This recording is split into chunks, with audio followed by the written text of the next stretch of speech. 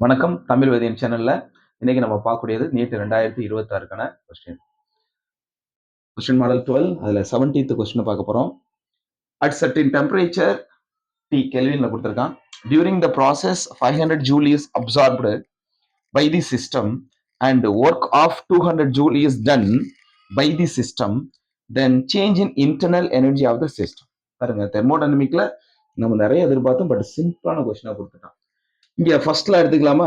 ஃபர்ஸ்ட்ல எடுத்துங்க. First law of தெர்மோடைனமிக்ல work done by the system என்ன ஃபார்முலா வரும்? Del U is equal to Q minus W. கியூங்கிறது பிளஸ், ஏன்னா அப்சார்ப்டு பை தி சிஸ்டம். அப்ப கியூ மைனஸ் டபிள்யூனா மைனஸ் ஏன் போடுறோம்? Work done by the system. On the சிஸ்டம்னா பிளஸ் போட்டிருப்போம், பை தி சிஸ்டம்னால மைனஸ் டபிள்யூ போடுறோம். இப்போ இங்க கியூவோட வேல்யூ என்ன? எவ்வளவு ஹீட் அப்சர்வ் ஆகுது? 500. அவ்வளவுதான், 500 போட்டுங்க. ரெண்டுமே ஜூல்ல தான் இருக்கு, ஆன்சர் ஜூல்ல தான் இருக்கு, பிரச்சனை இல்லை. மைனஸ் 200 ஜூல் அப்படிங்கிறது ஒர்க் டன். டபிள்யூட வேல்யூ 200.